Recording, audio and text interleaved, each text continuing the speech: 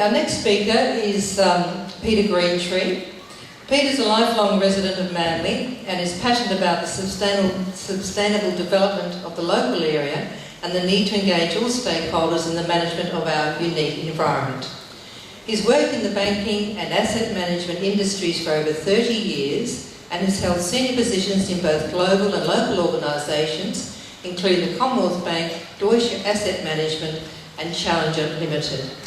Peter, along with forensic accountant Bruce Kidson, who's just over here, have done 2 independent reports on the KPMG findings as they came through, and we're very grateful to them for doing that. So please join me in welcoming Peter Greentree. He's going to go through the numbers, but don't be alarmed. This is one guy who can explain numbers in the way that most of us can understand. If you can't see the numbers at the back, don't be too concerned. It's probably more a prompt for Peter, isn't it? So thank you, Peter.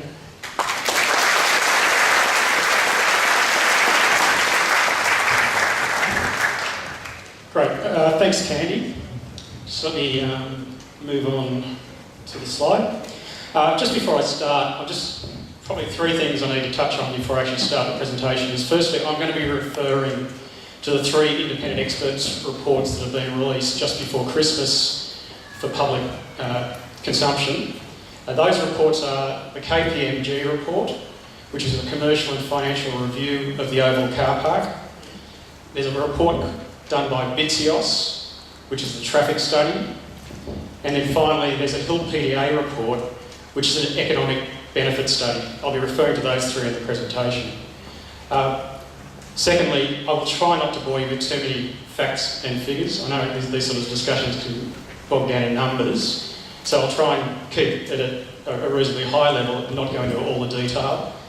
And finally, I just wanted to start the presentation just talking generally about the key drivers of the economics of projects such as the Oval Car Park. Now, firstly, the key number and the most critical variable that drives the return that ratepayers will receive on the Oval Car Park is the revenue. And so that is quite simply the number of paying vehicles times dollars per stay. The construction costs and operating costs are secondary. And the reason why I say that, you can see that in the KPMG report. KPMG revised their rate of return on the car park. They revised down that return by 8% on changes in revenue assumptions. The fact that the Oval Car Park came in cheaper to build only changed the internal rate of return by 0.8%. So you can see the high sensitivity of these to revenue assumptions. And then last but not least is your funding cost. That's probably 3rd in consideration. Now, firstly, I just wanted to start with where we were before the final KPMG report came out, just compare what has changed. Firstly, during the consultation period, Council talked about an internal rate of return on the car park of 12.9%. That's in the Council's frequently asked questions, and that was commonly used in public consultation. The cost of funds was 5%. The number of paying vehicles that was used to justify the car park was 600 cars per day, paying $15 each.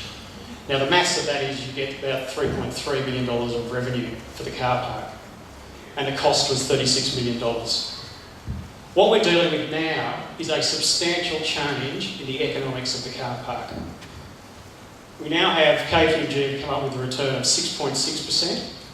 Now also bear in mind, and Jeremy mentioned this as well, whilst the 6.6% is technically an interest rate and a rate of return, it is far from guaranteed, particularly in a development like this. The cost of funds is unchanged. The number of paying vehicles is now only 353, which makes a lot more sense given the current utilisation of Whistler Street. Dollars per stay has been reduced a little bit, but importantly, what all that adds up to is that the revenue forecasts for this car park are now only $1.8 million. That's a reduction of $1.5 million on day one, and the cost is down $22 million.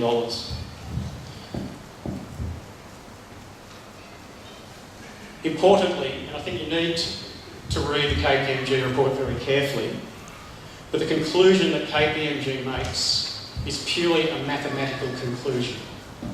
It says that given that Manly Council's cost of funds is 5%, the project potentially exceeds its required rate of return. So that means if you hit your assumptions, you'll get a 6.6% rate of return. Mind you, that's your assumptions over a 20-year period. Importantly though, KPMG have also stated in their report that they have relied upon the accuracy of any information provided without independently verifying it. So they have taken all of the information they have received at face value and put it into a spreadsheet. The other important aspect of the KPMG report is that and I will say this quite correctly, KPMG does not comment on whether the project is financially feasible or that a 1.6% profit over your cost of funds is acceptable. And that is quite correct that they do not make a comment because they are not in a position to say whether the council should go ahead with this project or not. There are so many other variables that come into the calculation in terms of determining whether a project should go ahead other than just a rate of return, and no project should be approved solely on the basis of an internal rate of return.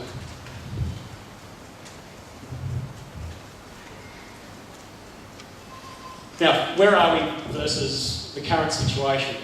So the data here I'm using comes from the council audit of car parks, which was tabled in August last year. So currently at Whistler Street, about 1,100 cars use Whistler Street every day on average. About 29.5% of them actually pay money. The rest of them utilise the free parking, 2 hours free parking. About 328 cars a day that works out to be as paying vehicles. And their average dollars per stay is about $9.43. Now the oval car park assumptions are that it starts with about 1,178, that's about a 6% increase. The number of paying vehicles is $3.53, but importantly the dollars per stay is $14. So that's a 48% difference between what is currently the situation at Whistler Street and what is required just to get a 6.6% return. So there's a big gap that needs to be filled. So we need large increases in parking fees just to get to a bare 6.6% return. And the question I would ask is, are increases in parking fees and increases in traffic compatible? Surely if you increase parking fees, that'll turn people away and you actually get less traffic, not more traffic. The other issue, and this is not clear in the KPMG report or any of the other reports, is whether in fact they've actually considered all of the associated costs with actually building the car park. First of all, if you read the KPMG report, their comment is that all construction costs are at the low end of industry standard. So the cost per space, contingencies and professional fees are all at the low end of industry standard. Now that may be correct. I'm not saying it's not incorrect, but what I'm talking about here is risk and where risk lies in the numbers. So if you're putting numbers out that are at the low end, your risks are clearly that you're going to be disappointed. Secondly, it's very unclear whether they've actually considered the associated roadworks that are required to redo Sydney Road. The other one are the maintenance and relocation costs for the period of construction to the tennis clubs and rugby clubs. It is very unclear whether they've been considered in the numbers, and they should be considered. The stormwater costs have been removed, as Candy mentioned. So this all means to me that the final return to ratepayers could actually still, even though the numbers come down from 12.9 to 6.6%, could still be lower than the 6.6% that's been calculated. The other issue that Bruce and I have had when going through these reports is there are enormous inconsistencies between them. Firstly, the Bitsioff's traffic study, and this is critical to the analysis here, is the Bitsioff's traffic study assumes that Manly CBD footprint will expand by 42% over the next 20 years. Now that's equivalent to about 40,000 square metres. Or it's 3 Stockland shopping centres. It's actually 3.5 actually. Stockland shopping centres, 13,000 square metres. So it's a big number. But importantly, the utilisation of the oval is directly linked to the growth in the footprint, the 42% number. The Hill PDA study, which is the economic study that was done, this group actually did a full audit of the floor space in Manly, came to the conclusion that they only needed a 30% increase to fulfil the needs. But more importantly, their calculation is that 30% is only a 9,000 square metre increase. So you can see that there is just complete inconsistency between the two reports. They can't even agree on how big the Manly CBD is. And of course KPMG has used the BITSIOS findings. Now just looking at the BITSIOS report, which does forecast the utilisation of the car park, this chart here, the flat blue line is the capacity of the car park, that's 760 spaces. And then the 3 lines are the various scenarios that BITSIOS uses and has calculated as the demand for the various different bays within the oval car park. So what you can see here is it starts at about 300, that's the medium scenario, and goes up to about 600. And there's obviously a high scenario. But if you look at that chart, the oval car park will not even get close to reasonable utilisation for at least 15 years.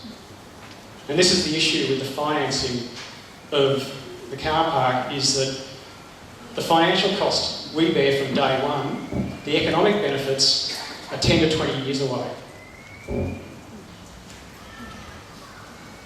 Now the other area where things can go wrong, I mean, I've talked a lot about the pre-feasibility stage, but is actually the implementation of the project. Now, a couple of things we've noticed is the 3 scenarios that BITSIOS talks about, the high, medium and low, the assumptions underlying those are that the high scenario for traffic utilisation is that 220 street car parks are removed, that there's a 20% discount in parking fees, and the wait time at other car parks is about 10 minutes. Then the medium scenarios are more like 140 cars removed from the streets. The low is 62.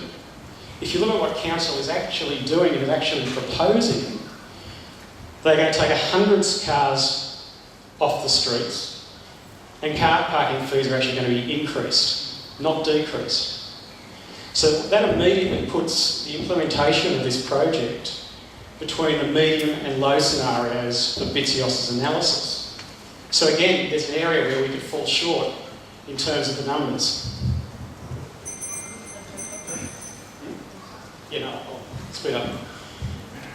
The other critical aspect is that the very nature of this process has been that Manly Council has provided ground conditions and construction risk to the independent consultants, traffic data, growth in the CBD floor space, and the required return. None of these have been independently verified. They're the 4 most critical variables that determine the rate of return. Now, finally,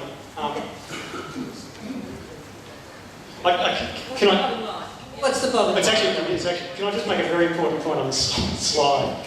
Is if the KPMG report gives you enough numbers to work out a very simple profit and loss statement for the oval car park, the 4th column here is based on KPMG. So 353 cars staying at $14 a day gives you $1.8 million of revenue.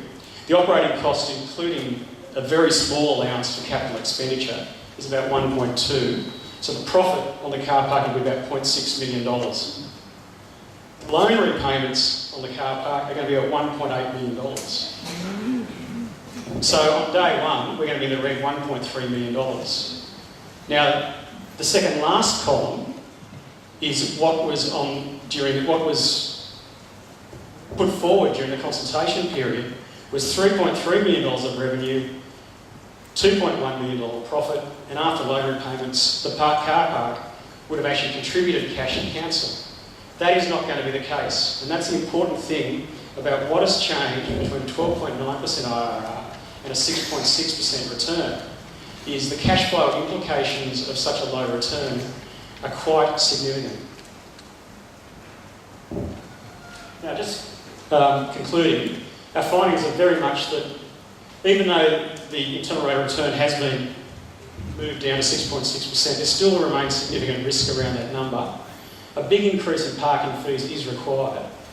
The Oval car park may not contribute any cash to council for at least 10 years, and depending on the size of the interest rate reset, it could be even longer. And importantly, in terms of the last point, a large proportion of the council's free cash flow, so the cash that's available to maintain its assets, is actually now going to be committed to loan repayments for the 2015.